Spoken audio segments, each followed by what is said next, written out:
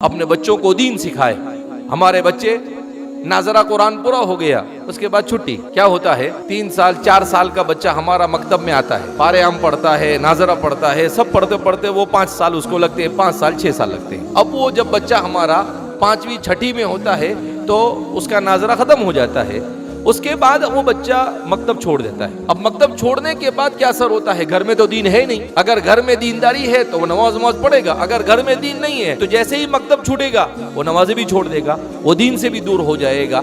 लिहाजा इस बिना पर हमारे उन बच्चों की फिक्र करने की ज़रूरत है जो बच्चे नाजरा कुरान ख़त्म करने के बाद, हिफ्ज़ कर लेने के बाद दीन से दूर हो रहे हैं। ऐसा निज़ाम बनाना चाहिए जिसमें हमारे इन बच्चों को जो 7वीं 8वीं 9वीं 10वीं 11वीं और 12वीं में पढ़ रहे हैं, जो दीन से दूर हो रहे हैं, उन बच्चों को मगरिब के बाद 1 घंटा उनको बुलाओ और 1 घंटा उनको दीन से वाबस्ता करो, उनको कुरान करीम सिखाओ। हज़रत उमर रज़ी अल्लाह ताला अन्हु ने अपने जिम्मेदारों को लिखा कि हर मुसलमान औरत को कुरान करीम की सूरह नूर की तफसीर सिखाओ तो उसके अंदर में हया वाली जिंदगी आए। और मुसलमान नौजवानों को सिखाओ, कहा सूरह बकरा, सूरह निसा, सूरह माइदा, सूरह आराफ और सूरह तौबा, कहा इन सूरतों की तफसीर सिखाओ। तो कम से कम पूरा कुरान नहीं तो इसकी तफसीर ही हम अपने बच्चों को पढ़ा देवे।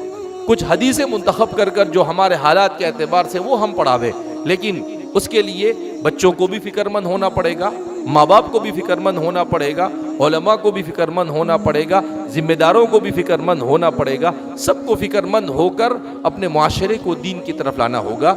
इसलिए कि हज़रत उमर फरमाते हैं, अअज़्ज़नल्लाहु बिल इस्लाम वलौ इब्तग़ैनल इज़्ज़त बिग़ैरिल इस्लाम लअज़ल्लनल्लाह। अल्लाह ने हमें इस्लाम की बरकत से इज़्ज़त दी है। अगर हम इस्लाम के रास्ते को छोड़कर किसी दूसरे रास्ते से इज़्ज़त तलाश करने जाएंगे, अल्लाह हमें ज़लील व ख़ार कर छोड़ेगा।